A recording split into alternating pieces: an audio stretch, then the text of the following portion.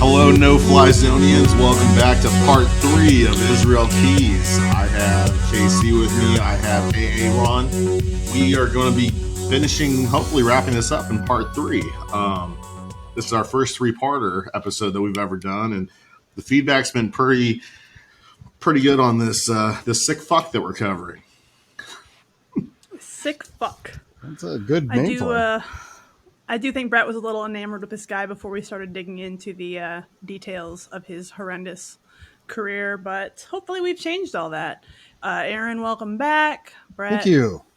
Good job fixing your microphone this time. I fixed it. With the last 2 episodes of Bret screaming into the microphone like he was being shot at, it was just his own dumb fault and technical, user error. So got that fixed, thank God. Well, something positive did happen in those last 2 episodes. We picked up listeners in Australia. We got another continent. Woo! I would love to try an Australian accent, but I will not. I don't want to. I'm from the land down under. That's all I got. Yes. I think you might have sent it to me, KC. There's that meme of the kangaroo, and it's like flexing up on you like a gym selfie. Yeah. And it's, I think it said like kangaroos are just deers that have been to prison. Yes. Oh my God. And there we check that box of Bret verbally describing a meme in every episode for some reason. Dude, that is awesome. That's like a thing. Every time. That is literally like a thing. It's for our visually impaired listeners or viewers. So, are you allowed to call them that? No, they just haven't recognized you're ugly yet. It's okay. I recognize that. I think Bret had an icebreaker for the murder hobo outline. Go ahead, Bret. Oh, for this one? I don't fucking know. Did you? Oh, no. We were talking about our favorite fast food ice creams. Oh, that's right. We did what episode were you going to use that on? Other than the one we're filming right this second. Me, okay. I'm partial to blizzards from Dairy Queen. That is just me.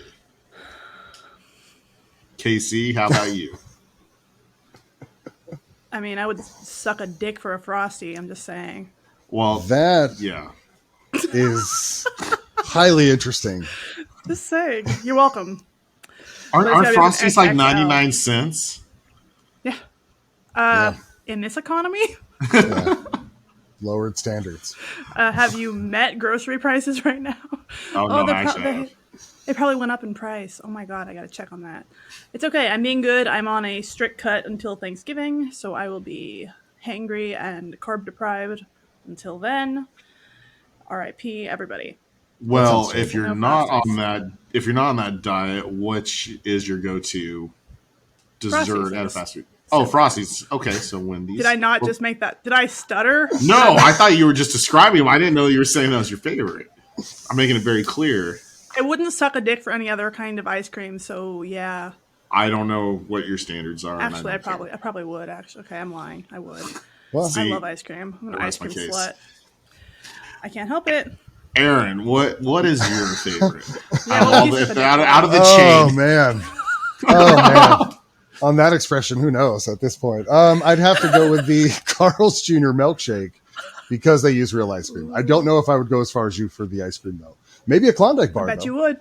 What would you do for a Klondike bar? I'd rather not discuss. I'd rather not discuss what I do for a Klondike. Oh. I mean, that kangaroo who's been to prison knows. All right. Or the deer who's been to prison, whatever the fuck. So, on that note, thank you guys. Guys, are you still there? No, they all left.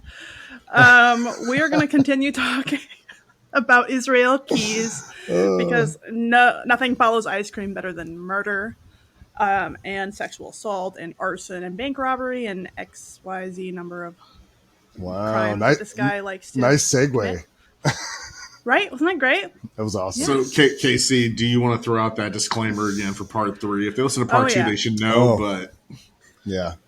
I think we actually got through, knock on wood, the worst of it in part 2, but also want to give the disclaimer again. This is going to be a dark episode. Less talking about, ice cream and more talking about horrible, horrific crimes committed by a psychopath. So if that's not your jam, then... fuck off. I will not hold it against you. You can come back when we're talking about aliens again or something a little more family friendly, which this will never be a family friendly show. Let me keep that straight. But this series of episodes in particular is handling some pretty gruesome content. So you have been warned, ... Nice. Shall we? So where do we leave off at part 2? So we talked about the horrific crimes that Israel Keyes committed in great detail against the Courier couple in Vermont, and then Samantha Koenig in Anchorage. And we talked about his apprehension, some of the interviews that he had with the FBI where he detailed the details of some criminal activity. And we talked about Kevin Feldis, the U.S. District Attorney who committed some serious fupas.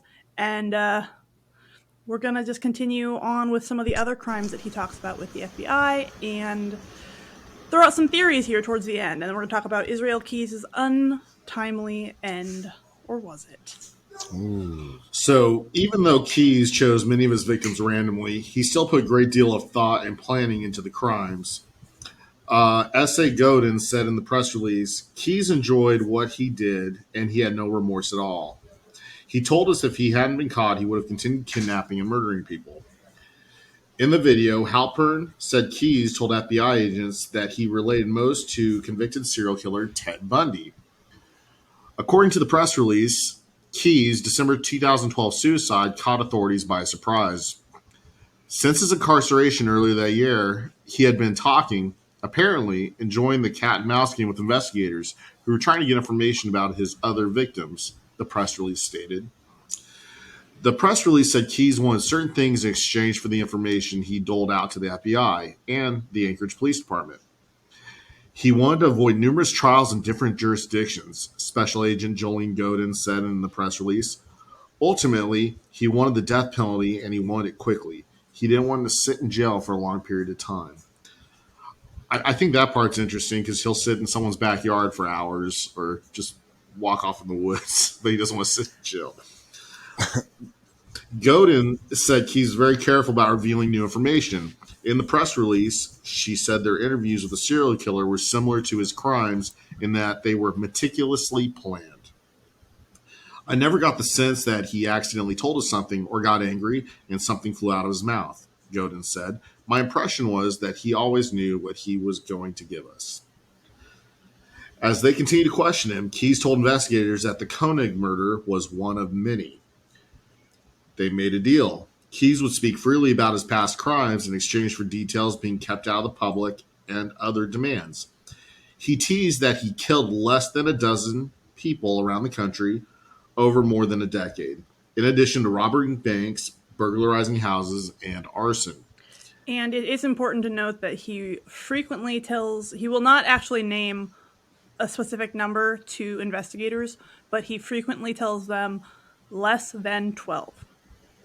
So very specific about certain things, such as, I've been leading this double life for 14 years, exactly 14 years, but when asked about the number of victims, he always says less than 12. Interesting. In April, Keyes submitted to a 6.5-hour evaluation by Dr. Ronald Roche, a Washington psychologist. It was meant to determine whether Keyes was sane enough to make legal decisions for himself. The evaluation found that Keyes was sane and at the high average end of the intelligence spectrum. He was found to have antisocial tendencies. He also told Roche a version of his life history and continued to talk. Beyond his confession in regards to the Courier's murder, Keyes didn't describe any other killings in detail. The things I've done, I don't feel bad about them, Keyes told the investigators. I did them for myself. It's better for me to keep them to myself. They're mine. As the hours piled up in the interrogation room, Keyes grew more at ease discussing how he fantasized and planned killings in the midst of an otherwise ordinary-seeming life in Anchorage. He talked about the public, Israel Keyes, who lived with a nurse practitioner, girlfriend, and his school-aged daughter on a street in the Turnagain neighborhood where the neighbors include a Superior Court judge. So he lived by like police officers and judges and kind of a nice neighborhood. And it was that classic thing where neighbors were like, he was such a nice guy. He was always so friendly. Ah, the double life. When FBI agents searched the residence, they found the couple's well-behaved pugs and the little ramp Keys had built for them to get into the backyard. He talked about hobbies, fishing, boats, hiking, camping, kayaking at the Aklutna Lake, regular things Alaskans do. But Keys' motivation wasn't regular. You go fishing or out hunting, stalking through the woods. You see somebody through the woods, he said. They don't see you. Sit there and watch them for a while. He wasn't picky about his victims. He said he liked them to be lightweight because they were easier to dispose of. After he became a father, he tried to avoid situations that might end with him hurting a child. I think that's interesting where it says tried. So that implies Tried that to avoid. there might have been something where a child or someone younger was involved. Keys said that his retirement plan was to build a dungeon in his home. He told investigators about a cache of potential body disposal tools he had secreted along a bank of Eagle River. They found it based on Keys' directions. I only left that stuff there because I was planning on using it eventually, he said. I don't like to litter. In one case, he had staked out a park where a young couple were in a car. The assassination was interrupted by an Anchorage police officer who showed up to tell the couple the park was closed. So he's hanging out by like a lover's lane kind of thing. Mm-hmm. It could have got ugly, but unfortunately for the cop guy, he said before chuckling, which if you listen to any of these audio recordings, he has a weird chuckle or a weird ass laugh. His backup showed up. I mean, APD is really good. They're really good, like all by the book stuff. That's about the time I decided to get a scanner because I almost got myself into a lot of trouble on that one. Yeah, he actually thought about shooting at the cop instead. Like he was planning to do it, and then a second officer showed up, basically, and none of them will ever know that they were all in his crosshairs that night. Like, holy shit. So he bounced from the couple to the cop to, and then once the other cop showed up, then he's like, no. And he even briefly mentions that he thought about trying to shoot them both, but he thought it was too risky. It's like, okay, but yeah, that spurred him to get the police scanner. I was going to say, it shows that he's learning. That he's like learning from his mistakes, and he's like, oh, here, let's do this and this. It's interesting. It's almost like it's evolving. I was going to say that, yeah, evolution in progress. Yeah. So we're going to get into some of the crimes that he committed in Aledo, Texas, which he refers to in his interviews as Alto, Texas. He can't even remember the name of the area, but it was Aledo because he references robbing a bank. And there's reasons that I think this little section is really interesting because, well, I'll give you my commentary on it after, but I'll let you tell me what you think. So in April of 2012, as the FBI in Anchorage, Alaska, prodded the suspected serial killer for information about his crimes, 34-year-old Israel Keys confessed to setting fire to a house in a town he called Alto. If you want, I can give you an arson in Texas, Keys negotiated. I burned a house down, but I want a cigar for it. Investigators now believe that Alto is really Aledo. The house Keys referred to is a 3,500 square foot Netta South residence that burned to the ground February 16th, 2012, along with a barn some 40 yards away. So what day was it that Koenig was taken? I want to say it was like the first or second? The 1st or 2nd of February. So like a week later, he's burning down a house in Texas. Interesting timeline, right? So again, I think that we're seeing a pattern of him escalating and kind of sliding down the slippery slope where he can't control himself anymore. Yeah, Bret.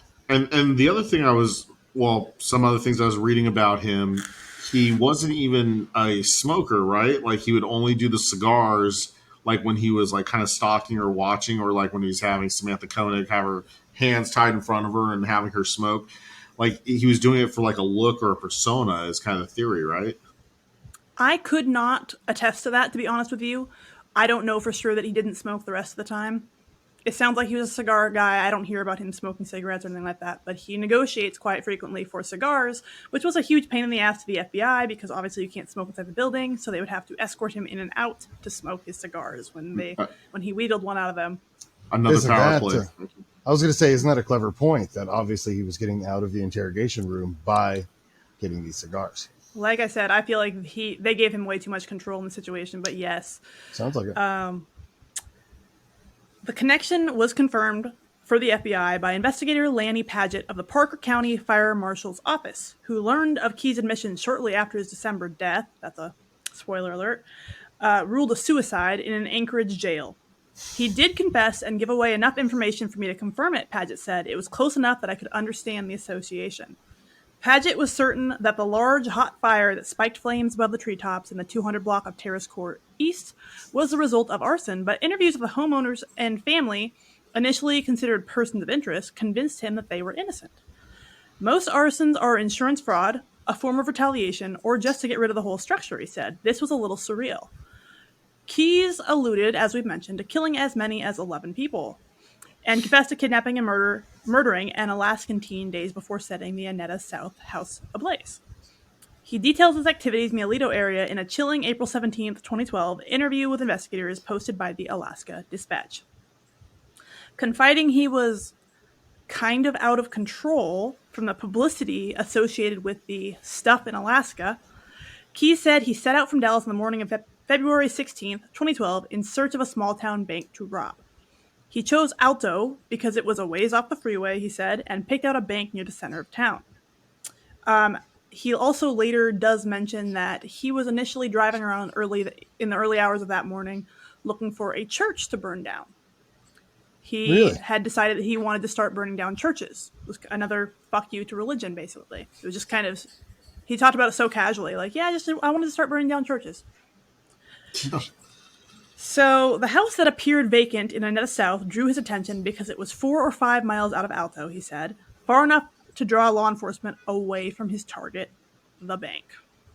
I couldn't tell if there was local police in Alto or not. I never found the police station, he told investigators. I figured if I started the fire, that would get them all the way from town, and I'd hit the bank after that. Keyes reveals that he was looking for someone to abduct as well, but was leery of the police presence. I was looking for an out-of-the-way ATM, he said. I was going to grab somebody from an ATM and take them to the house, but there are a lot of cops in Texas, so I guess I chickened out a little bit. He initially parked by the house, waiting for the bank to open, then discovered tools and gasoline in the garage.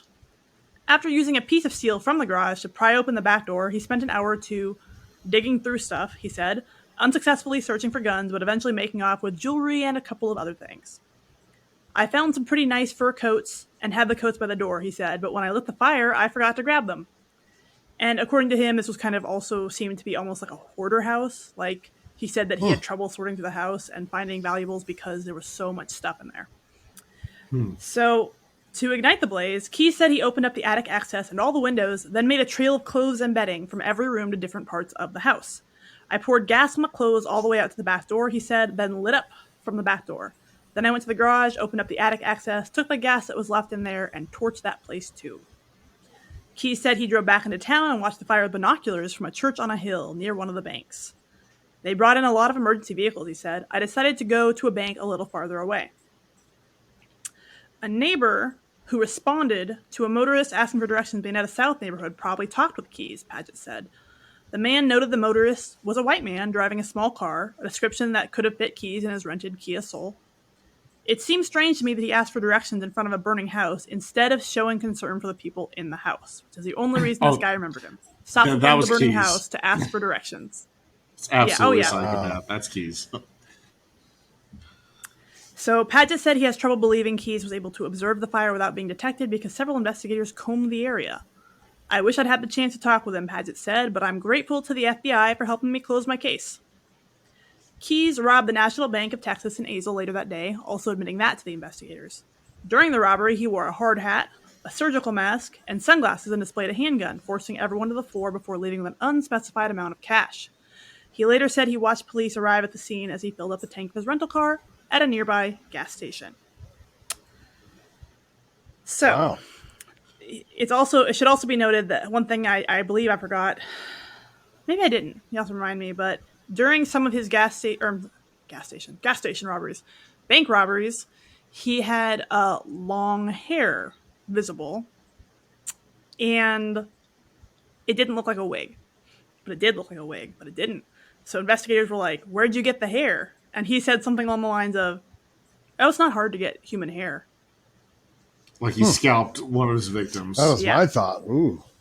So The reason that I bring this up is because obviously it's days after the Koenig murder. Also, as I was reading about this and listening to his interview about this, we touched on this a bit, but he has the opportunity to brag often, but he is very tactical in how he releases information to the FBI, and he does leave things out on purpose or say things like, oh, I don't want to go into that now. So one of the theories that I think might be going on here, it's the 16th of February, right? Mm-hmm.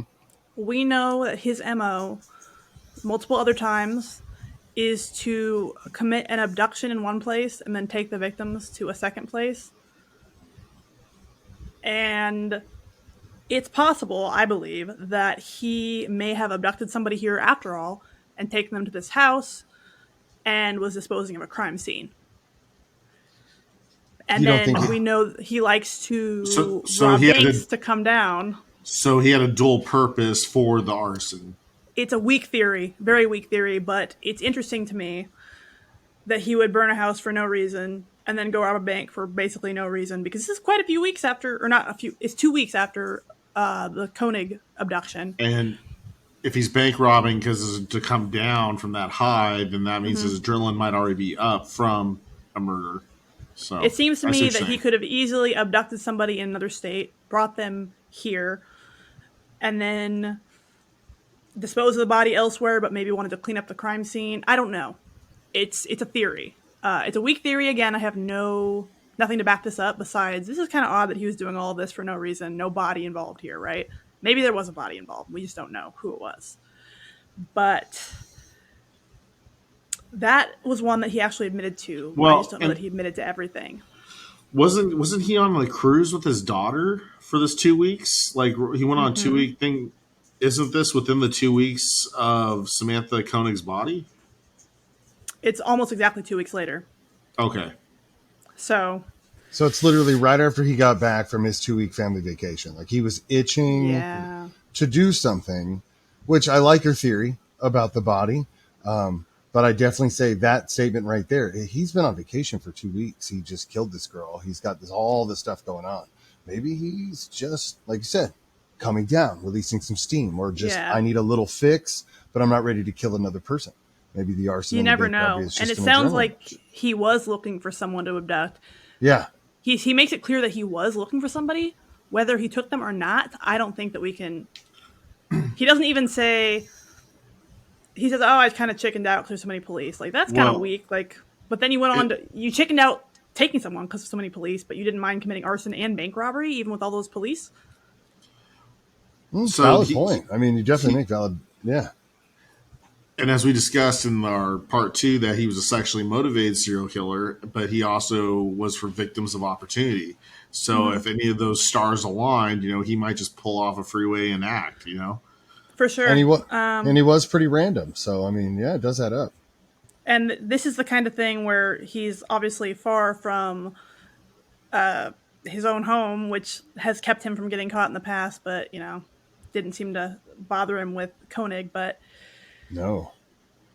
So, during the family vacation, there's another interesting thing that happens that I'm going to try to go over with you based on these, again, heavily redacted FBI files, which are blurry in the outline, but I'm going to bring it up. So, this was February 13th. Somehow, he's in Texas visiting his mom and siblings, and he essentially sneaks out of the house like a teenager on the morning of the 13th. I guess that he had planned to catch a flight back to Anchorage with his daughter later that day, but he ends up missing it because of these shenanigans. So this is another interesting thing. So this is happening before the fire and the bank robbery, but it's a little fuzzier. That's why I'm bringing it up now. So he literally leaves a note on the bed saying something to the effect of, "Gone fix the windshield and find a place to hide my guns." Totally not weird to mom at all. Thought this was totally normal. Oh, yeah, I'm going to go hide my guns. So... Again, I'm going to try to trip through this with the redacted FBI files. Oh, gosh. So Israel and his daughter had just taken a recent trip to the lower 48. In February, Israel and his daughter had flown from Anchorage to Houston and then driven to New Orleans. They left on a 5-day cruise to Mexico. So that was the vacation. When they got back, somebody went on a road trip with a friend of hers. I'm guessing the girlfriend.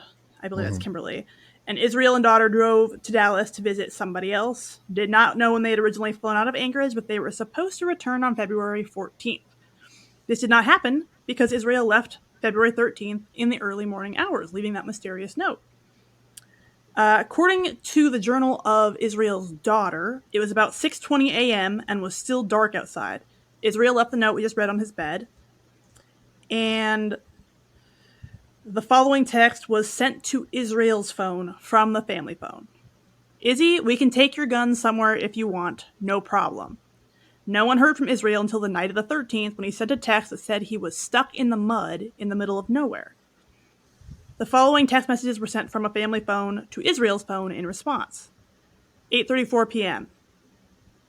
We want to come and get you if you have any idea where you are. And then another a few minutes later, we have 4-wheel drive. If you give us an idea where you are, we'll come get you. And then the daughter states that she didn't hear from Israel again until the evening of the 14th. Following text messages were sent from somebody's phone to Israel's phone in response. Oh, so he calls them and says that he's at a mall or something. And then she says, do you know which mall you're at? We're at the mall. Where are you? Because now they've gone to the mall to wait for him. So they just went to pick him up. They don't know what's going on. They've got all these crazy text messages. They'd gone to a mall in Cleburne, Texas to pick up Israel. They couldn't find him. They slept in their van the night of the 14th and got a call from Israel on the 15th telling them where he was on the other side of the mall and that he'd run out of gas. When they found him, he told them that his credit cards had been frozen and that he had not eaten or slept in 2 days. He said he had ran out of gas, and they saw that there was mud all over the car, the rented Kia Soul. He told them that he got in the car stuck out in the middle of nowhere, but gave no good explanation of where. So Israel and his daughter then stayed with his mother again for another few days and went back to Alaska on the 18th. So if you're following this timeline, he is staying with his mom and daughter in Texas while he's committing some horrible thing that he did in the middle of nowhere, making sure that he turns his phone on and off to ping in certain places.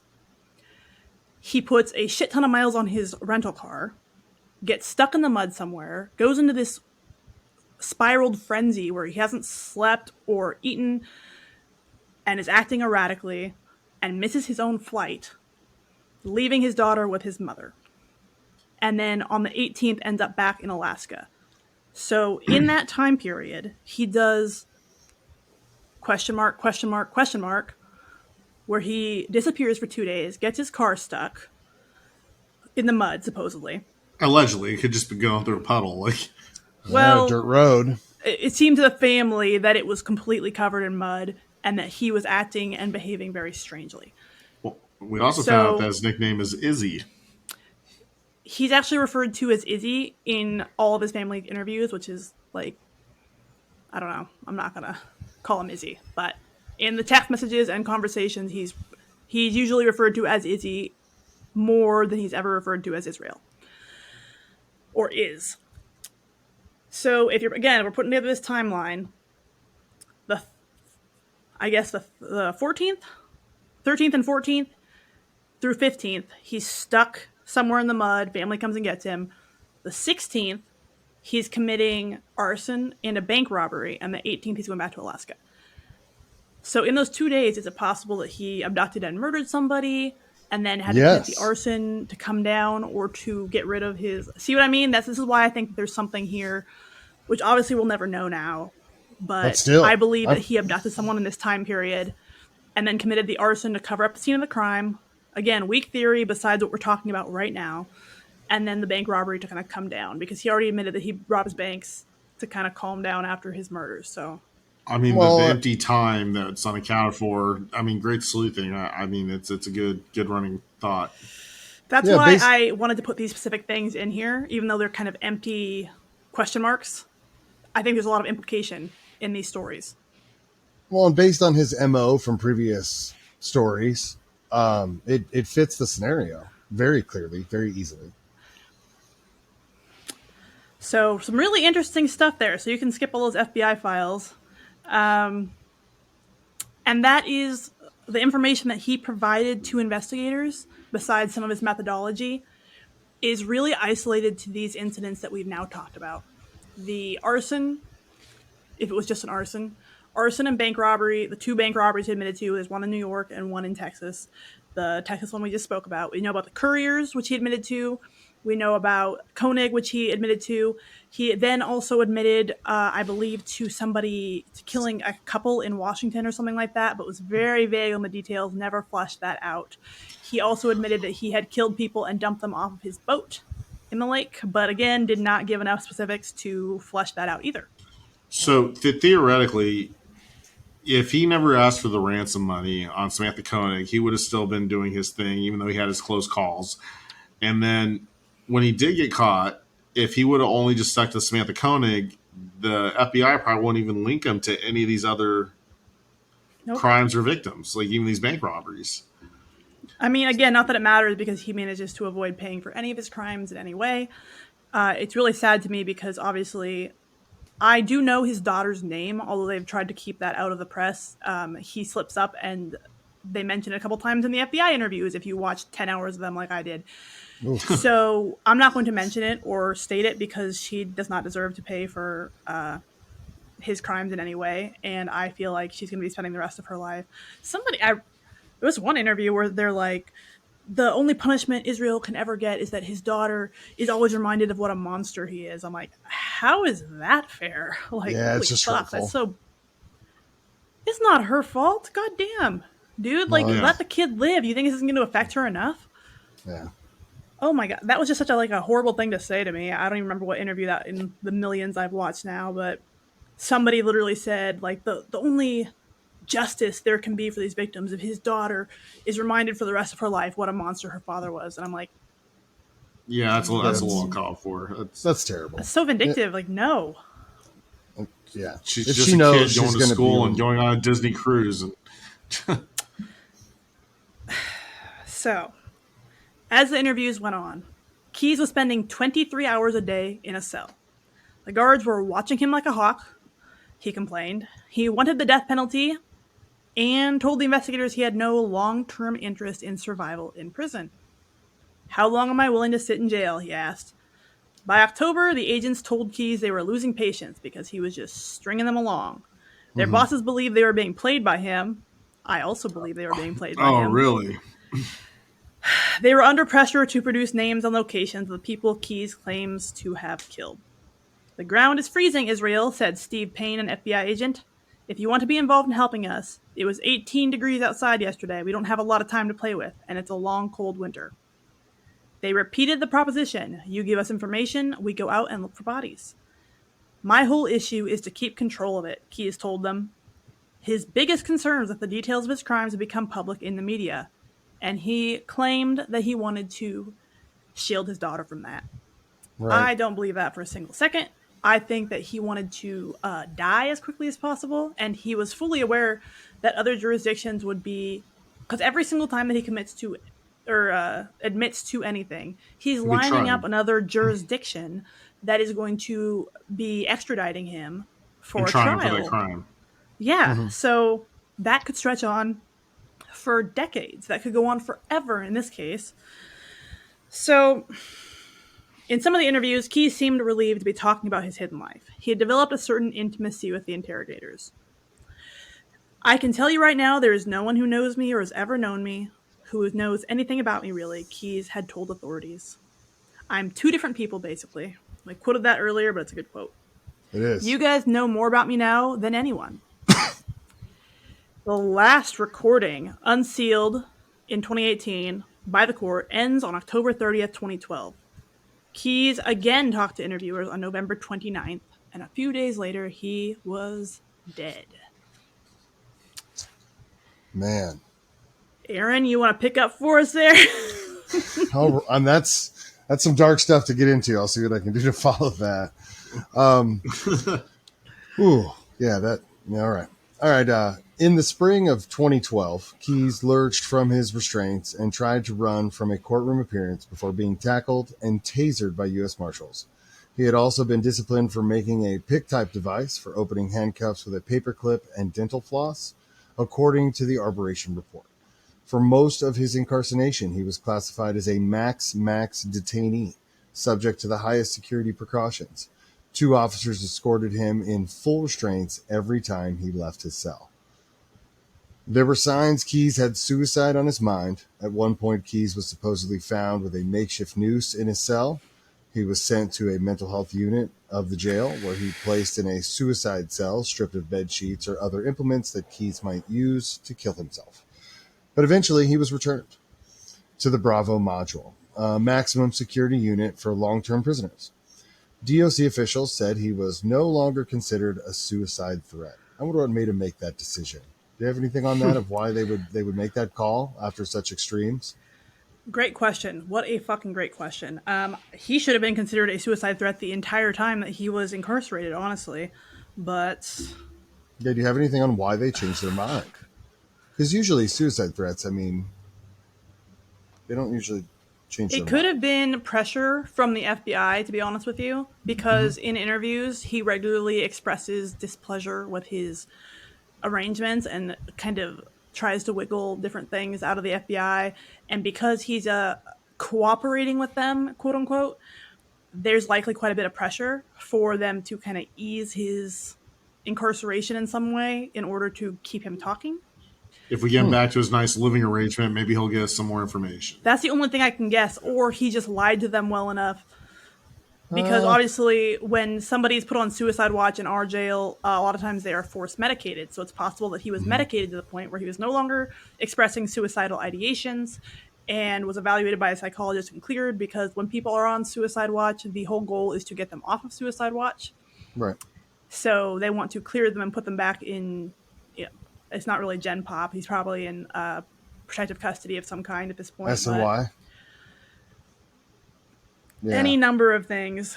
Makes a good point. I think there was probably some I got a pressure crazy from theory the here, FBI though, that at this point with the FBI and as much as he's done interviews, etc., I think maybe they just kind of were like, we're done with him. He's not really cooperating anymore. And they're just like, we'll just scooch him over into like normal and see what he does. And he just ended up pulling the trigger. It's possible. I just think that he was dangling the possibility of so many more bodies over them that they were. Again, I've watched so many of these interviews. It feels like they're very, very desperate for information from him. And there's times when they even like go, because I mean, that's a technique in interviews too, where like they come in and say, look, man, we're just asking you here. Look, my boss is like, they'll do the desperate thing, right? Where they're like, the car my boss is salesman. up my ass. I got all this. Yes. The car salesman. And there's quite a few different interview techniques that they'll use, but I think that was probably not the way to go with him in any way. It's just curiosity. It seemed very questionable. That's all. It was just kind of like, oh, okay. It is questionable, especially because, and again, listening to his interviews, one of the things, so obviously he's pressuring for the death penalty. He wants a death penalty. Won't shut the fuck up about that. But he makes comments constantly along the lines of, well, I'll be dead by then, or I don't plan sticking around long enough to find out. And they never, ever, ever touch on that. They just pretend he didn't say it. Which to me, if I was interviewing a suspect and they were to make comments like that, that is literally, I'd have to stop everything and be like, do you intend to harm yourself? Like, is that what you guys are supposed to do? Like, is that like a force thing? Like you guys are supposed to do that in law enforcement? Like, oh, dude, okay. If they even give the slightest hint that they want to kill themselves, we have to fucking address that, because if somebody kills themselves in my custody, holy fuck, the lawsuit. Oh my god. Oh my god. Like, when somebody is in my custody, I am solely responsible for their physical well-being. For example, and people know this and they love to use this, if I pull somebody over and they know they have a warrant and they don't want to go to jail, they suddenly catch a really bad case of jail-itis. Oh, my chest hurts. Oh my god, I can't breathe. I'm having a heart attack. I need you to call the ambulance. And guess who pays the ambulance bill? State taxpayers. It's us. Mm-hmm. If that person's in custody, we are paying all of it. That is 100% on us. If they are in our custody, It's us. So Man. it's very important that, literally it doesn't come down to that person's free will to decline medical attention up to a Yeah. point. For example, when it comes to like suicide or something life-threatening, we must render aid to that person because we are solely responsible for their physical well-being. Kind of a big deal, but I don't think anyone was around to press charges on his behalf. But he does constantly make comments, and I understand it'd be very easy to write those off because he's asking for the death penalty. But he makes Yeah. comments that to me stuck out like a sore thumb. Like, what did he just say? Like, he's like, well, I don't plan to be around that long, or well, they can't extradite a dead man, can they? Or like comments like that constantly. I'm like, He's implying that he's got plans, and they're just kind of he's blowing implying him off. heavily. Yeah. I mean, maybe they didn't. Maybe they didn't want to stop it because he's like talking. They don't want to interrupt his role and just keep him chirping. They could easily say, well, I thought he was talking about if he gets the death penalty like he wants. They could easily say that. So, where were we on that? Oh, you got some dogs barking. It's okay. Sorry Our about that, listeners guys. love dogs. Sorry about that. It's all right. Yeah, no, I'm right there with you. Okay, let me continue on. I apologize for the long interruption. No, it's okay. There, Keyes was housed in a cell that directly faced a metal guard table and included bunk beds, though he had no roommate. A scuffed floor-to-ceiling plexiglass window was partly obscured by a desk. The rumor among the guards was that Keyes had made a deal with the feds that he'd tell them more of his story if he could move out of the suicide watch back to Bravo mode. I should just read ahead. The guard Jacobson I know, I didn't even said. see that. Oh, that was rough. All right, never mind. So 3 months before Keyes' scheduled trial for Koenig's murder, on the night of December 1st, 2012, he committed suicide in his jail cell via strangulation with a bedsheet and self-inflicted wrist cuts, despite guards being warned not to provide him a razor blade. To the surprise of authorities, under Keyes' body was a multi-page suicidal letter soaked in blood, which left investigators and Koenig's family disappointed. Once the letter was analyzed, investigators concluded that it did not contain any evidence or clues to his crimes, but was purely a creepy poem to murder written by a serial killer who loved to kill.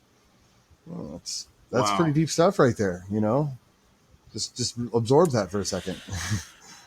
I know. All right. Okay, so he also left behind a cryptic message, 11 skulls drawn with his own blood labeled, "We are one." Officials suspect that he alludes to the total number of his victims, under 12. A correctional officer, Jacobson, was fired for negligent inattention by the Department of Corrections because he allegedly read a novel while Israel Keyes committed a ritualistic suicide in a cell 25 feet away, was a scapegoat for widespread lax practice. That's my bad for, I left out half a line. His arbitrator said that Jacobson was a scapegoat for widespread lax practices and shouldn't have lost his job. A review by the arbitrator. And then, okay.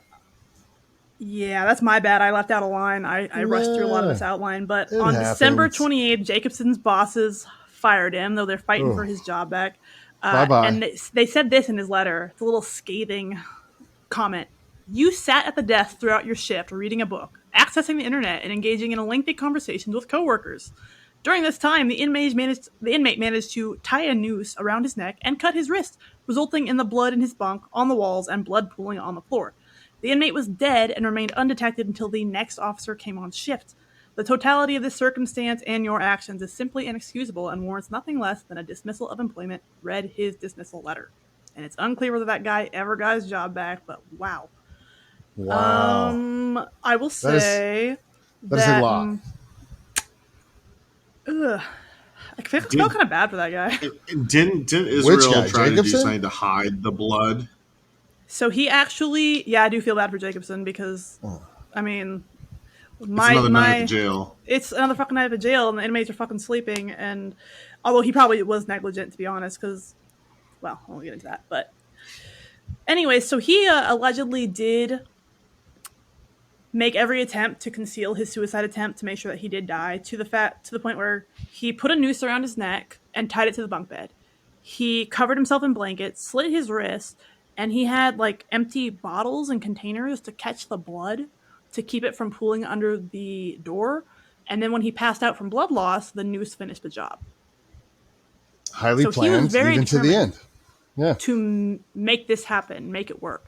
I don't know if you guys have any interest in reading this. It's pretty fucking rambling, but I did include a transcript of his suicide note.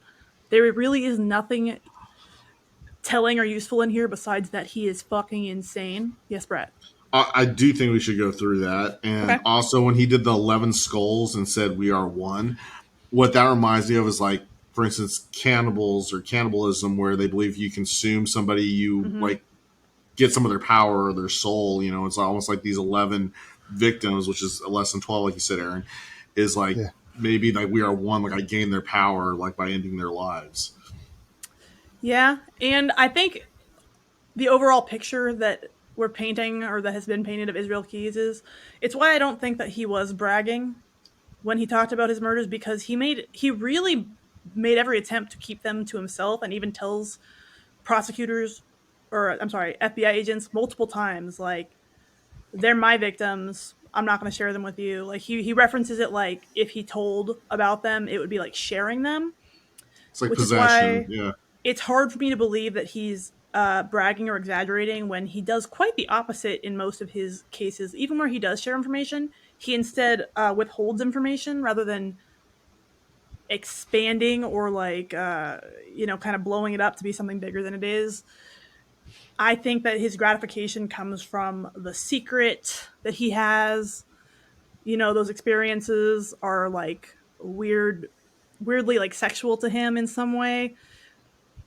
And I do think it's why people kind of hope for this like grand confession from him with names, and like he felt no guilt whatsoever. He did feel a strange attachment to these people that he'd killed in the sense of the pleasure they brought him, not in the sense of I feel bad for them or anything, or I care who they were. One of the things I did forget to mention, I don't know if I did mention it. God, my memory sucks. So Oh, he had like a missing persons kink. Did I mention this? I no. think you might have mentioned it in episode 1, or maybe you and I Okay. talked off air. I So think you we can talked go Yeah, off ahead and air about restate this. it. yeah. As I say, I don't think we talked about it. With me anyway. He was enamored with the whole missing persons phenomena in general, not even just his own victims, but any case where someone had vanished mysteriously. So when the FBI served a search warrant on his house and a search warrant on his computer after his apprehension, they found that he had hundreds of photos of missing persons on his computer. His search history was full of people's names that he had searched for, to include the couriers and obviously Samantha Koenig, as well as Deborah Feldman. But he spelled her name wrong. He didn't even know how to spell her name. He spelled it Wow. the traditional biblical way, where her name was spelled Debra. Yes, Brett. So these victims. So were these on his search? The search, or was it before he found these victims? Was this research to find his next victim, or was this like checking the news cycle He after he was checking committed the an act? news.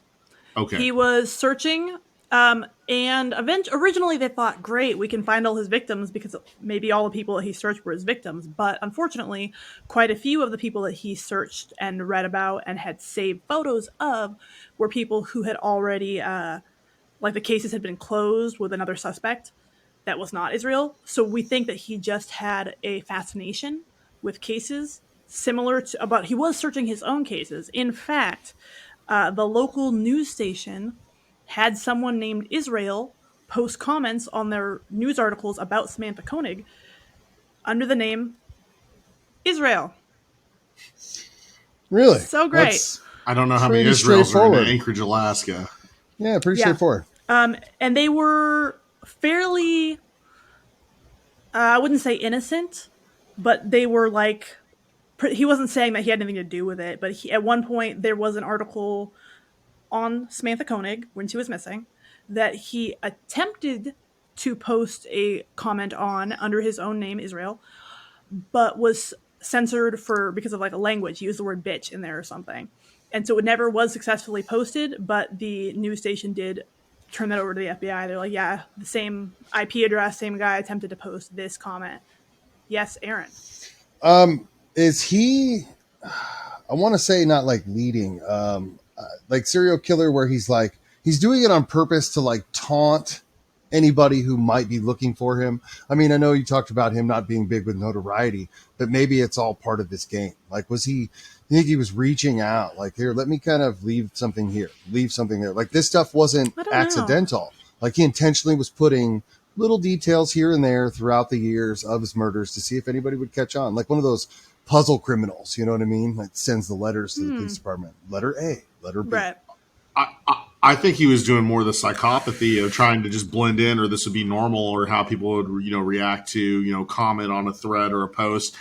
And also, it's just, I don't know, like it's hard to get a rhyme or reason for this guy on some things. And like you said, like he was unraveling towards the end, or you thought you had something on why he was unraveling. Yes, Casey? the last thing I'm going to throw in there, which is a very, very small paragraph. Oh, gosh. So I believe it was the former mother-in-law of Israel Keys, so his baby mama. And the Indian reservation, right? Yeah, and his baby mama and baby mama's mom, so ex-mother-in-law.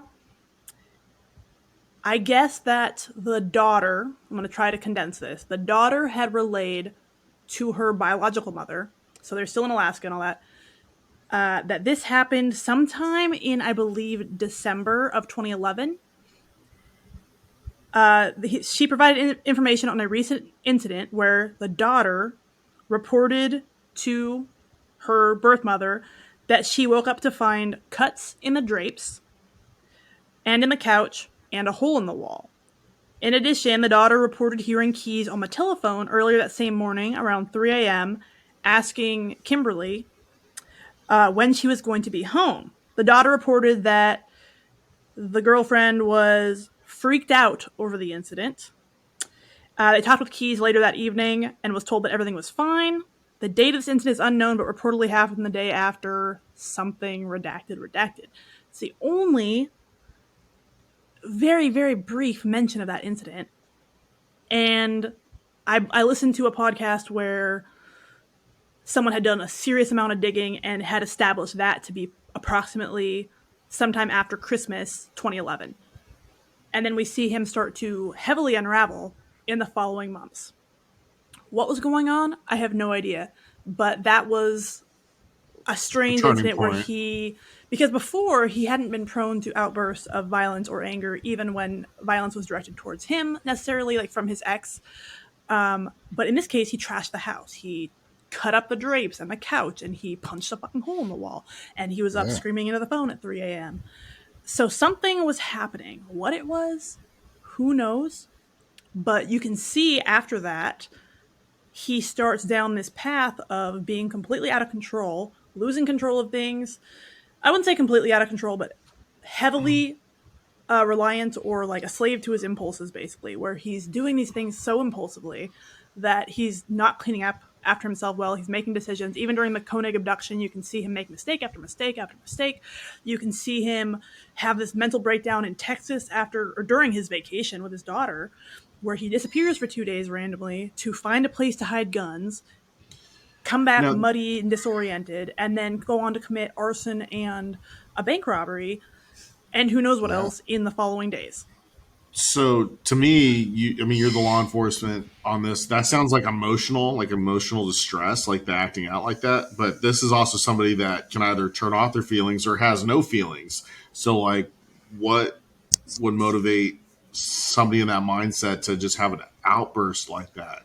I don't know. Something would have to threaten him in a way. Like financial? Something would have to threaten. No, I'm thinking something would have to threaten his persona.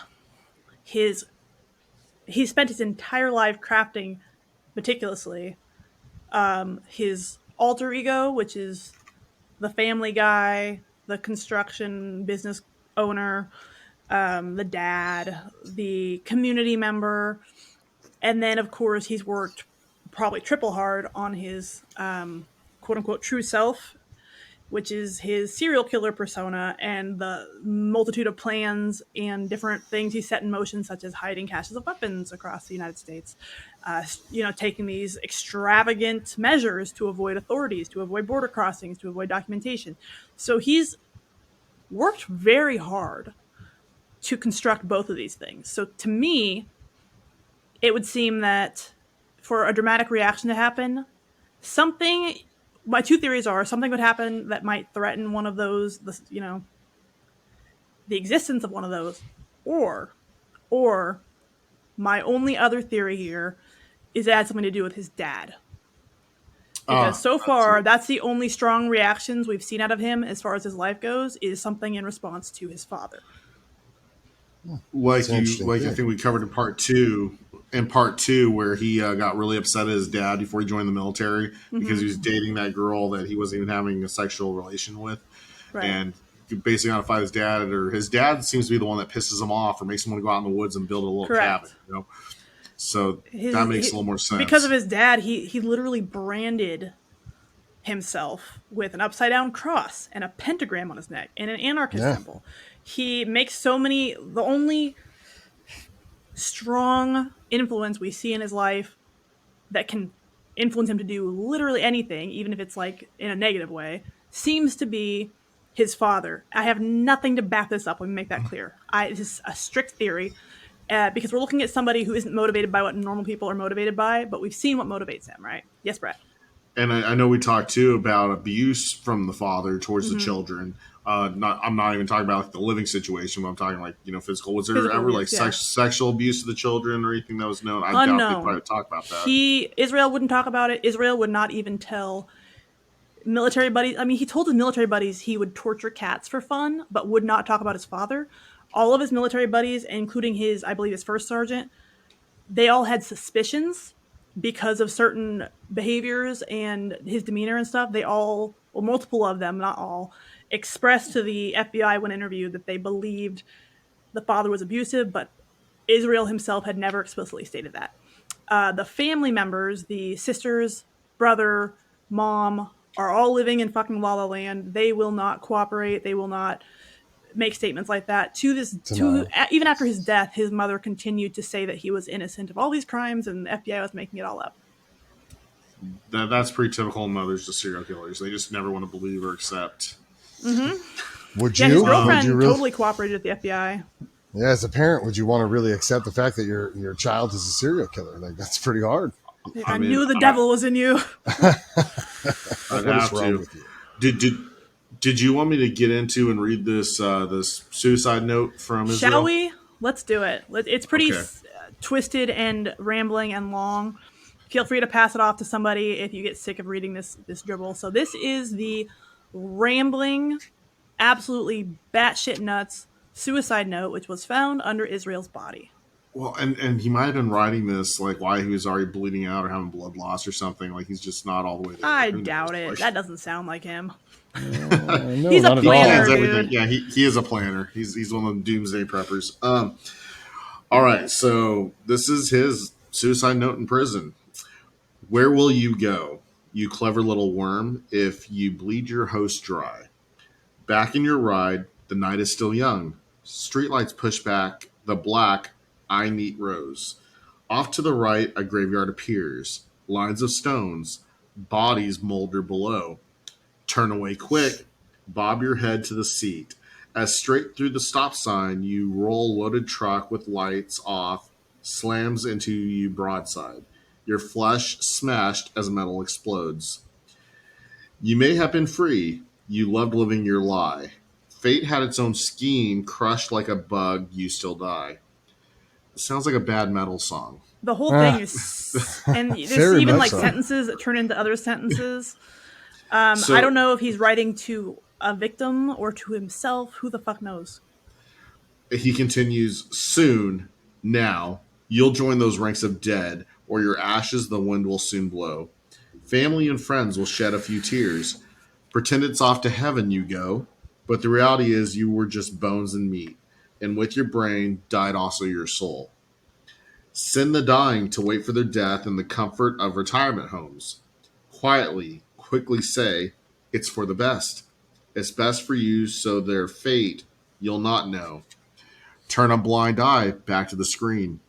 Soak in your reality shows. Stand in front of your mirror and you preen in the plastic castle you call home. Land of the free, land of the lie, land of scheme, Americanize. Consume what you don't need, stars you idolize. Pursue what you admit is a dream, then it's American die. Get in your big car so you can get to work fast on roads made of dinosaur bones. Punch in on the clock and sit on your ass, playing stupid ass games on your phone. Paper on your wall says you got smarts. The test that you took told you so, but you would still crawl like the vermin you are once your precious power grid's blown. Land of the free, land of the lie, land of the scheme, Americanize. So he kind of liked that little phrase there. He's a poet, man. Oh yeah, deep. Now that deep. I have you held, now that I have you held tight, I'll tell you a story. Speak soft in your ears so you know that it's true. You're my love at first sight, and though you're scared to be near me, my words penetrate your thoughts now in an intimate prelude. I look in your eyes, they were so dark, warm, and trusting, as though you had not a worry or care. The more guileless the game, the better potential to fill up those pools with your fear. Your face, framed in dark curls like a portrait, the sun shone through highlights of red. What color, I wonder? How straight will it turn, plastered back with the sweat of your blood? Your wet lips were a promise of secret unspoken. Nervous laugh as it bursts like a pulse of blood from your throat. There will be no more laughter here. I feel your body tense up, my hand now on your shoulder. Your eyes. Forget the lady called Luck. She does not abide near me, for her powers don't extend to those who are dead. Ineligible words, this part of the note, and continues, would that I could keep you. Let you be the master of your own fate, knowing full well what's at stake. My pretty captive butterfly, colorful wings my hand smears. I somehow repaint them with punishment and tears. Violent metamorphosis. I emerge, my dark moth princess. I would come often and worship on the altar of your flesh. You shudder with revulsion and try to shrink far from me. I'll have you tied down and begging to become my Stockholm sweetie. Okay, talk is over. Words are placid and weak. Back it with action or it all comes off cheap. Watch close while I work now. Feel the electric shock of my touch. Open your trembling flower or your petals, I'll crush. Don't you feel enlightened from having read that? I don't like it. I'm not a fan. I'm not a fan, but I don't think it's as crazy as it is like a kind of like a overly written manifesto of broken pieces. Himself, his victims.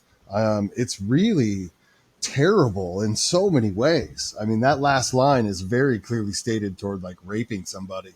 Like this is some holy crap. Like this is the first time I've actually read the suicide letter. I didn't actually, I skimmed it on the outline and wow, like I'm giving you like, yeah, I just got wow here, man. This guy, he was on another plane. Let's just put it that way. Another plane of existence.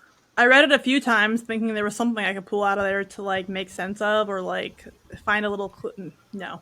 I mean, if there were clues in there, it was an inside joke, like it's something that he knew about a crime or something like that, like street lights or dark road or something like that, that the FBI wouldn't be able to use, but something that he knew.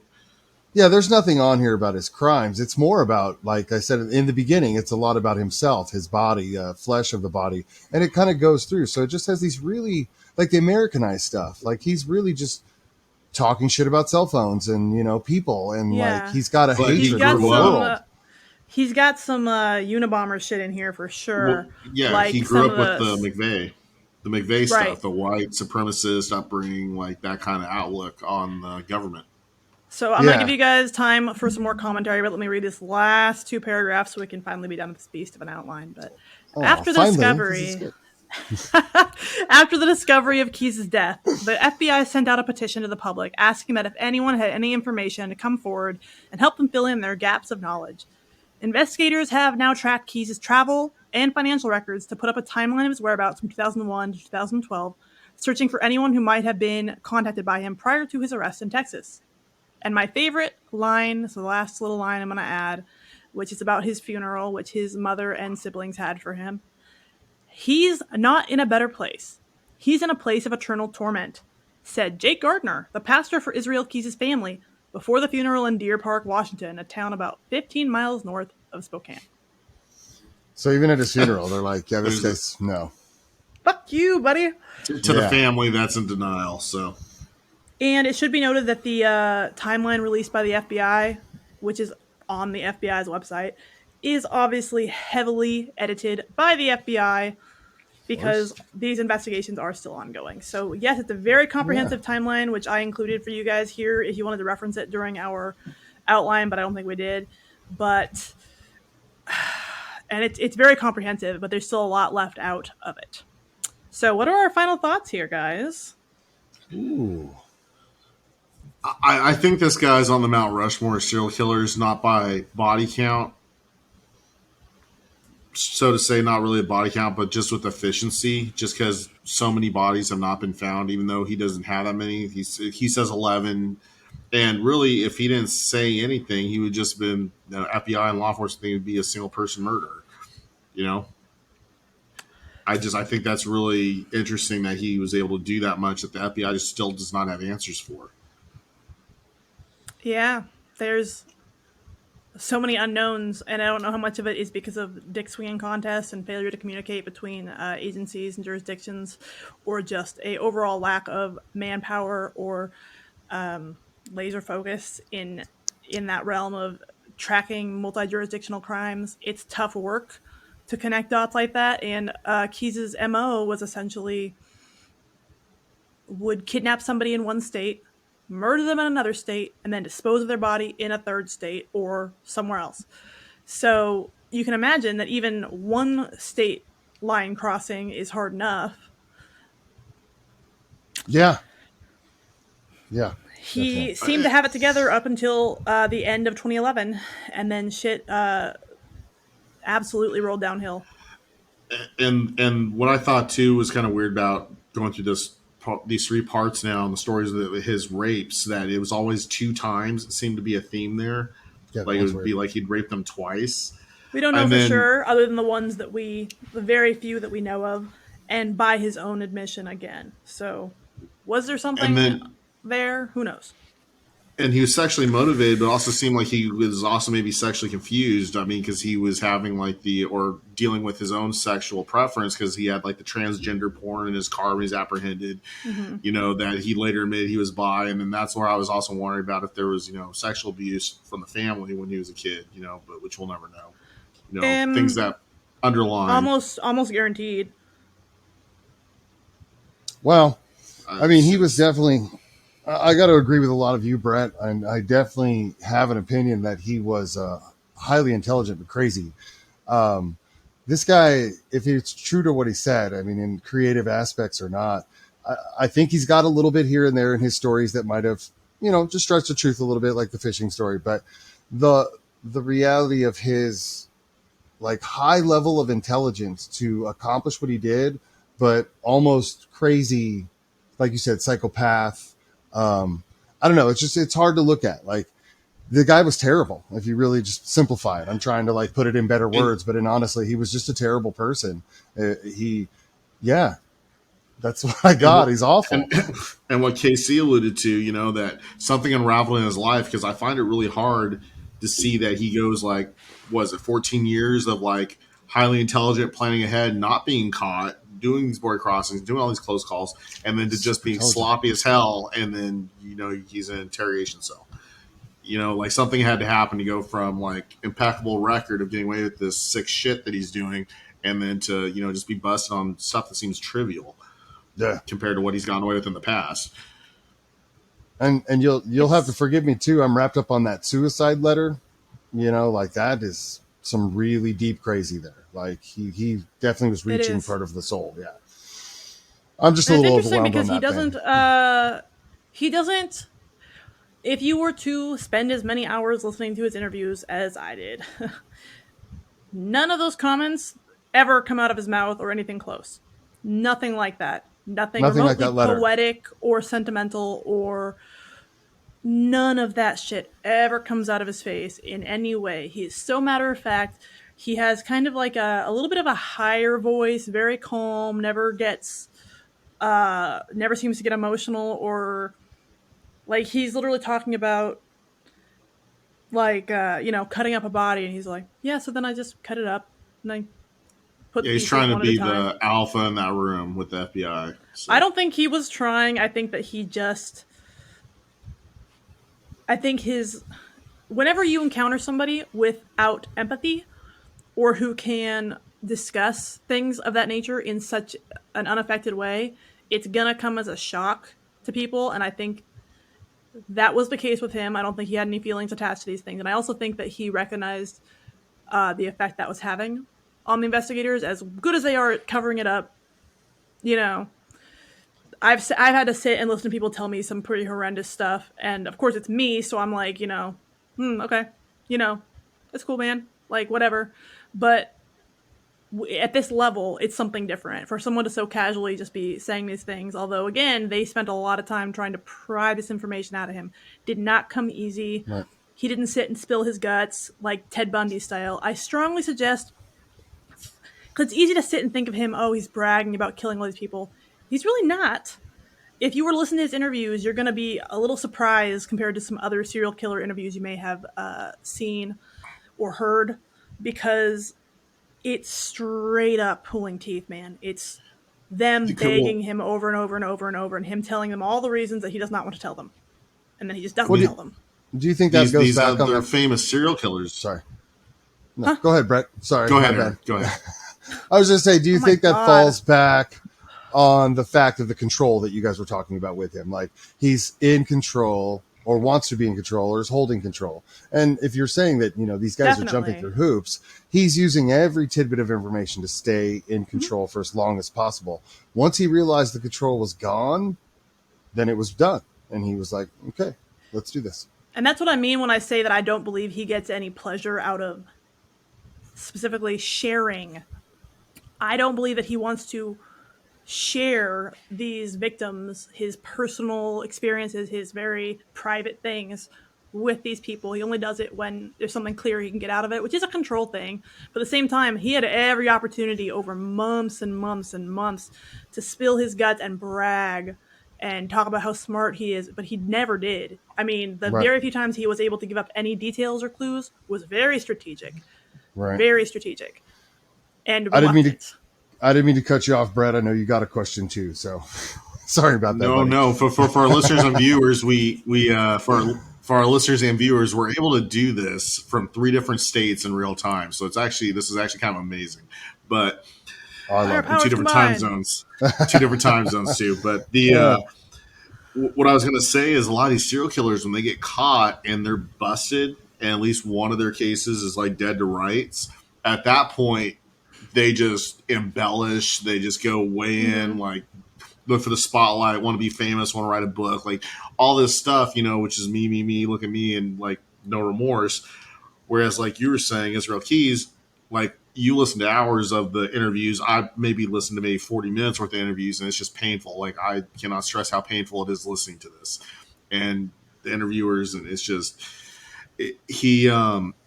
it does not seem like he wanted the limelight. He just wanted to have his own like little trophies, in his mind and his soul that was just his and nobody else's.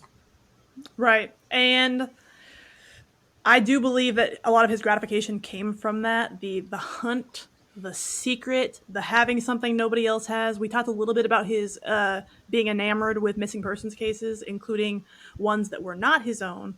So that's why it's been tough for the FBI to go through this list and figure that could out be who it was.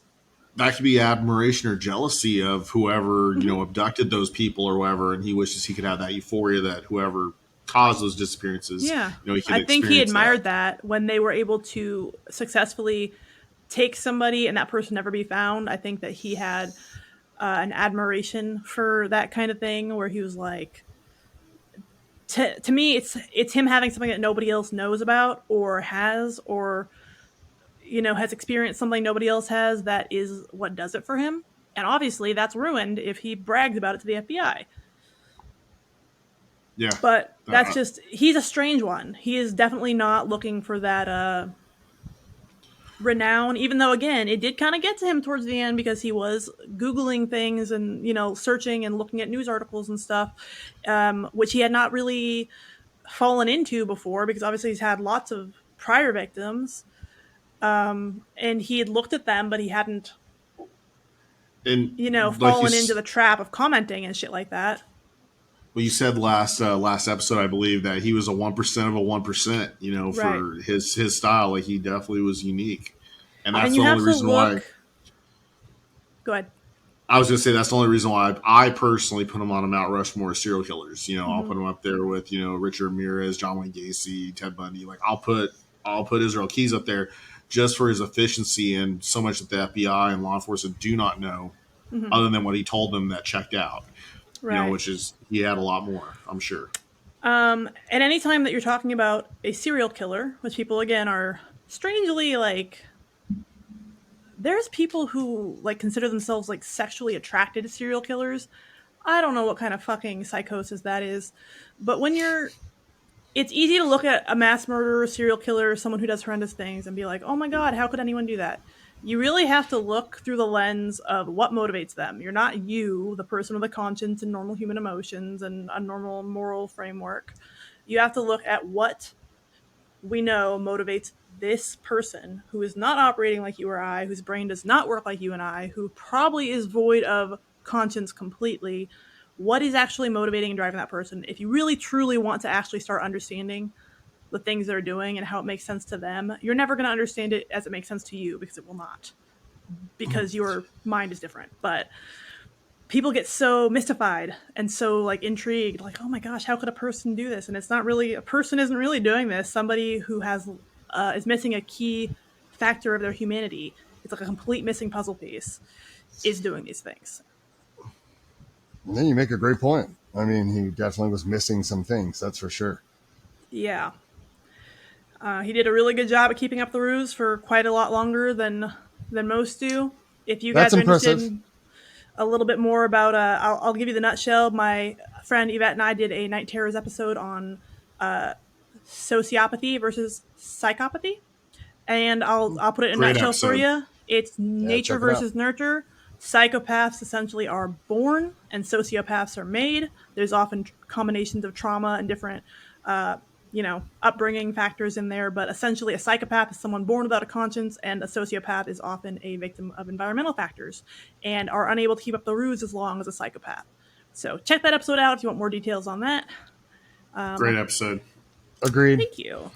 Mm-hmm. Plugging the show, but always plug the show. Yeah. This is a rough one, guys. And honestly, ending on that suicide note just made it more kind of sickening. Like it really did. Yeah, I'll just say the darkness from that kind of threw me off. I had a really good train of thought on what was going on, and as we read the letter, it's still in my brain. Like we've done a lot of stuff with this. It's very dark. We've warned everybody about this guy's story and what he's done, but that I don't know. Like I want to read it again, and I want to like dig into it, because I think there may not be any clues, like they said, to any sort of murders or anything he's done out there, but there's a clue to his depth and soul, like who he is as a person.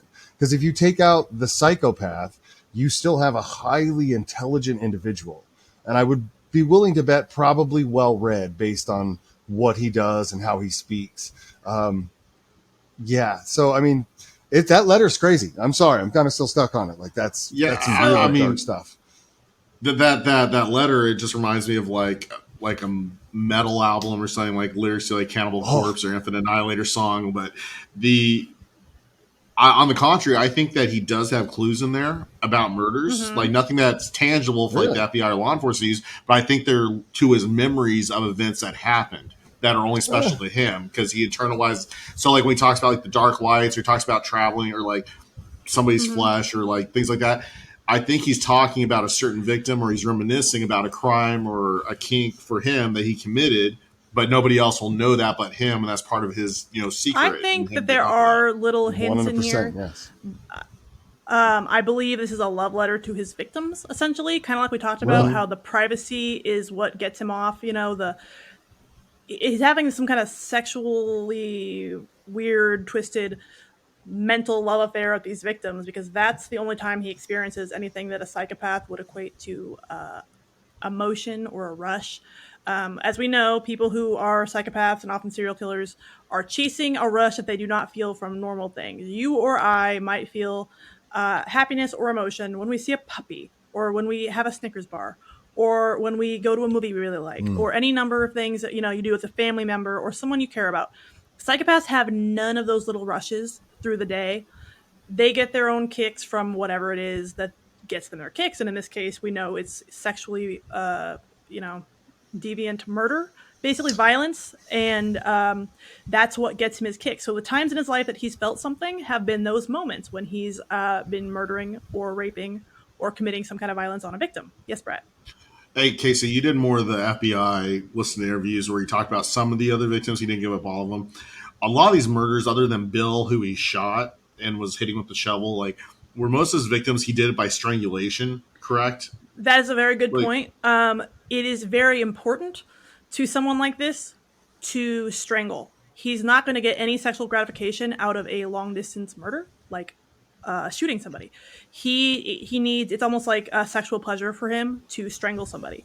And so, It's very personal he strangled every strangle. single other victim besides Bill, who he had intended to strangle, but whose escape attempt, essentially. And we're talking about Bill Courier, who we talked about in episode or part 2 of this little series, who he shot because Bill tried to get away, but he had every intention of strangling him as well, and in fact raping him as well.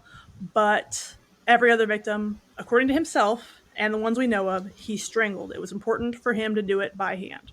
It's a very up close, personal, watch the light leave your eyes kind of thing. It's not a detached form of murder.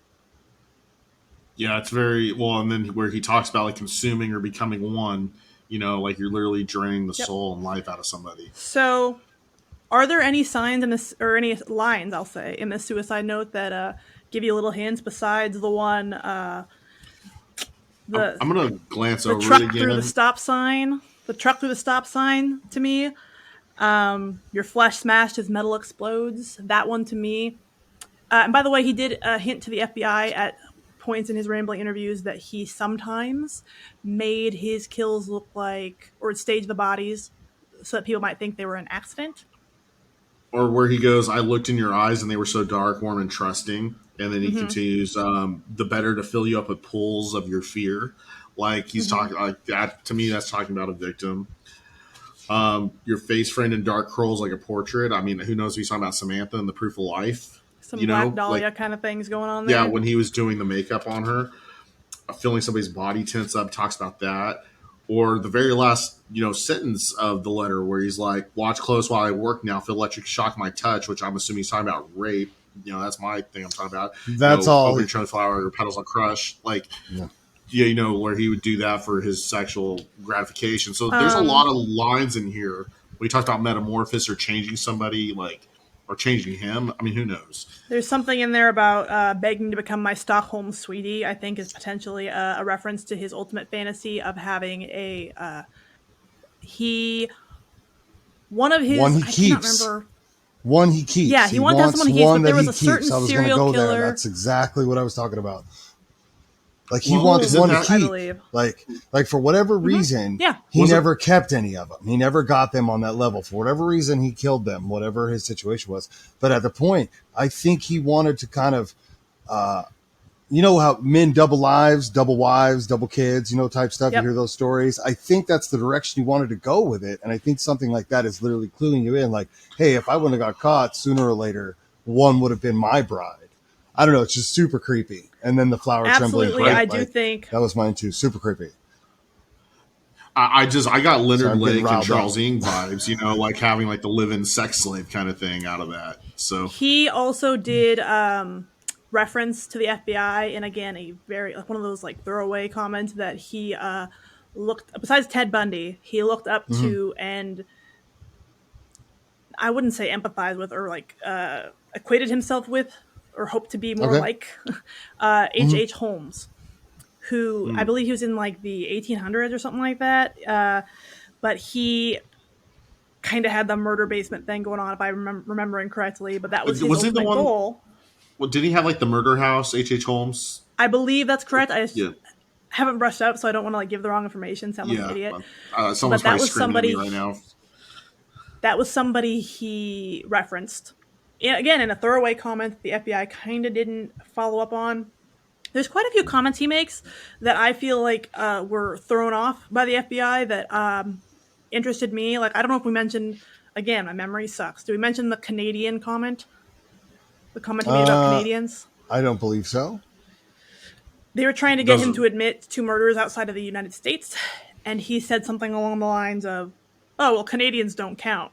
And then they asked him a question about something else completely. Well, the reason he would probably say that was counts because he doesn't want to be extradited to Canada and have to go. Well, like, of course not. Like, why would you admit to that? Why wouldn't you? If you were an FBI agent, why would you not jump on that like a free donut? Like, for the love of God! Well, but they when didn't he's even mention it. Yeah. Yes, A-aron. I'm trying not to interrupt because I'm super like in this right now. But so let's take a step away. This is just me on a conspiracy podcast going in my conspiracy head. Yes. This FBI shit from like start to finish, I'm sorry, is incredibly questionable to me. And I've been trying to just shut my mouth and talk about Isaiah.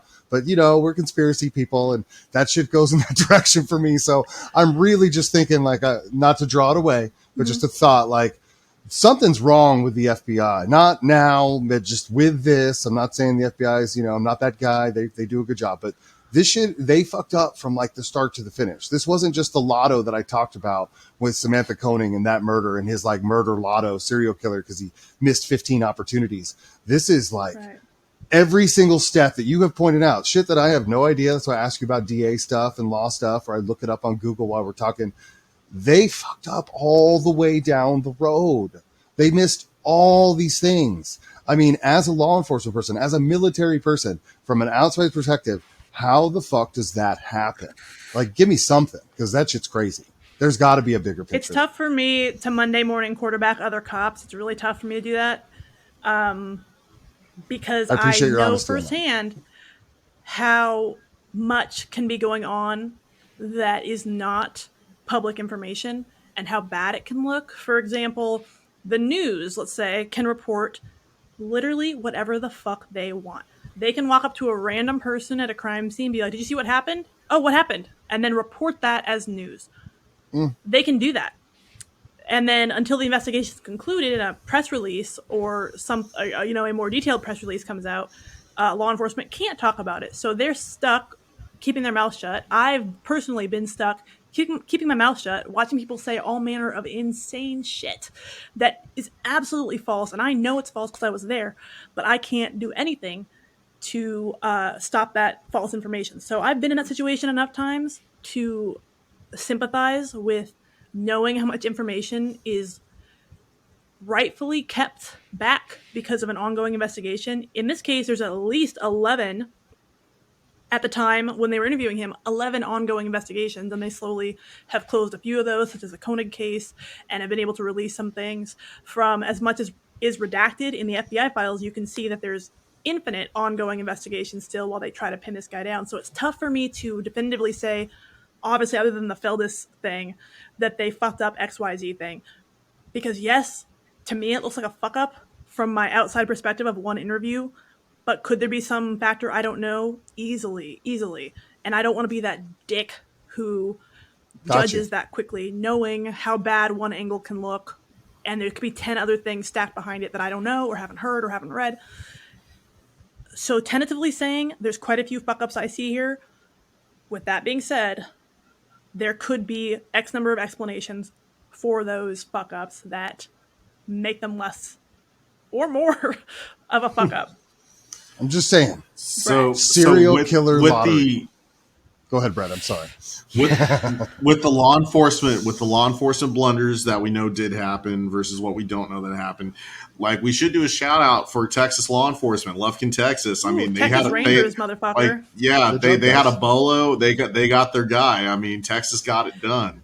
2 miles an hour over the speed limit. 2. Yeah, 2 miles an hour. I should admit that's something that's called a pretextual stop, which is upheld by the Supreme Court, which means that I know I want to stop this car for one reason, but any infraction will do with my probable cause. For example, going 2 miles over the speed limit is a speed infraction. However, that's obviously not the reason I want to stop the car. It is upheld by the Supreme Court because the original stop was still good. So it's not unlawful. It is absolutely valid. For example, if I know I've been involved in things where I've had to make pretextual stops, like we are surveilling a house, we watch somebody get in it. I know that they have a giant package full of cocaine in that car that I want, so I can run a dog around that car, and I'll find a lane violation. They go over the center line, and I'll stop the car, get the dog there, run it. All sorts of things happen, but the original violation was still valid, so pretextual stops are legal.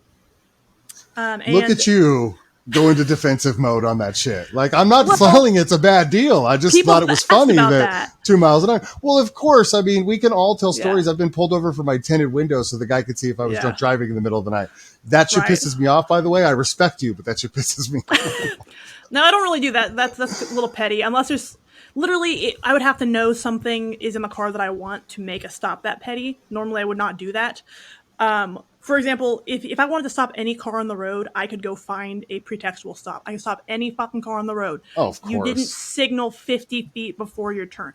You're doing something, but I don't want every car on the road. I pick and choose what I want. Because just of experience now. When I was a baby cop, oh my God, I'd stop everything that moved. And I was all amped up all the time. A go-getter, but...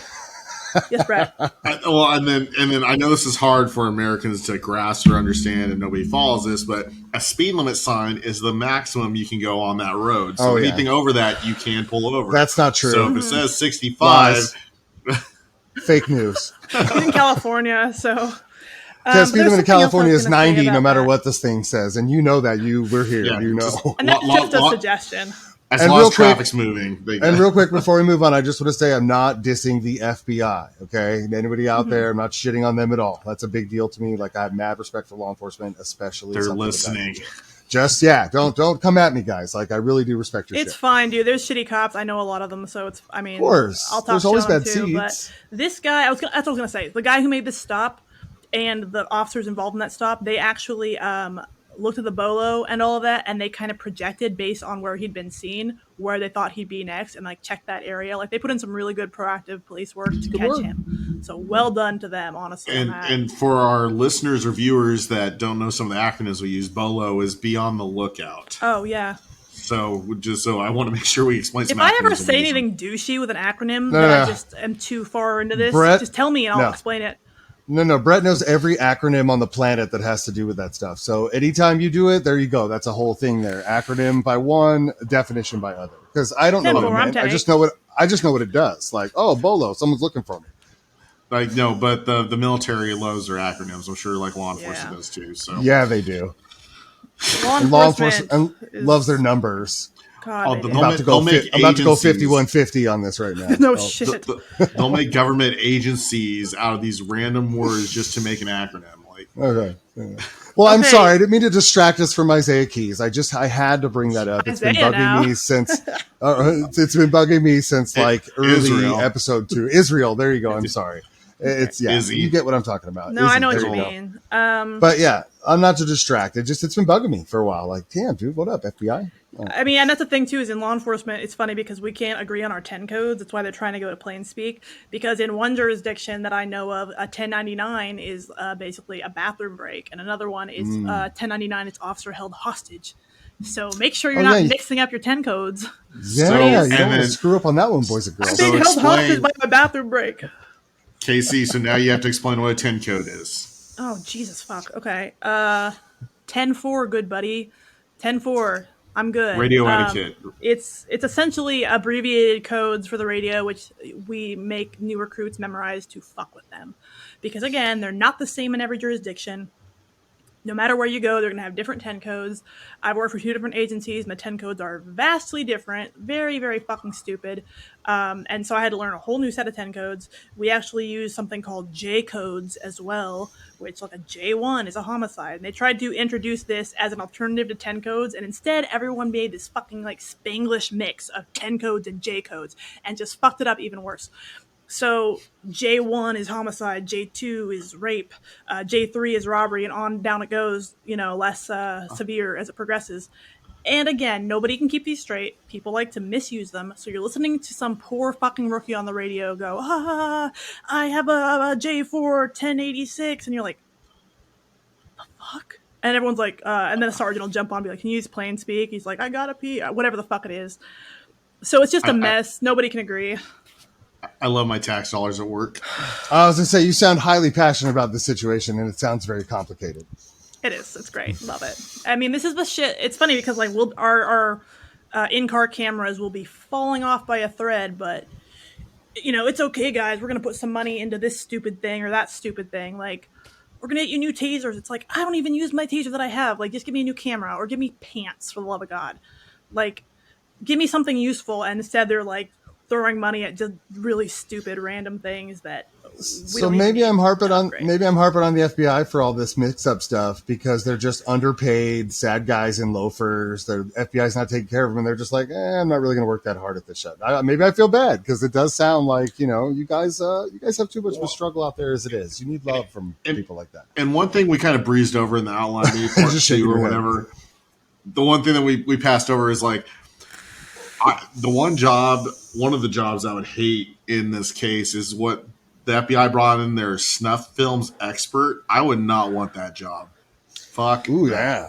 Transgender too. Like, I mean, hopefully, you've got a. Well, no, but stomach. Your job is to watch snuff films and find out if someone's alive or dead or like if it's real or not. If it's real, screw that. Yeah, that's imagine gross. just being like that guy who drew the short straw or who volunteered to like go to snuff film school. I can only imagine it's a specialty school.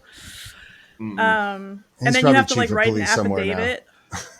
You have to write affidavits for search warrants, and you have to like list all your experience and specialized training. And so I just imagine having to list out your whatever school you went to specialize in snuff films. Like, man, that sounds expensive. Yikes! And who else is there, and why are they there? And is this a short straw thing, or like I really want to know if you have to volunteer for this, or if you're you piss off the right captain. You get sent here, like. And then if you did volunteer for it, then you have to look like when Israel Keys like applied for the police force. Like I'd be looking at the people volunteering for that shit. Like, okay, you weird sick fuck. Like, I literally know one of somebody in my command staff. God, I want to name names.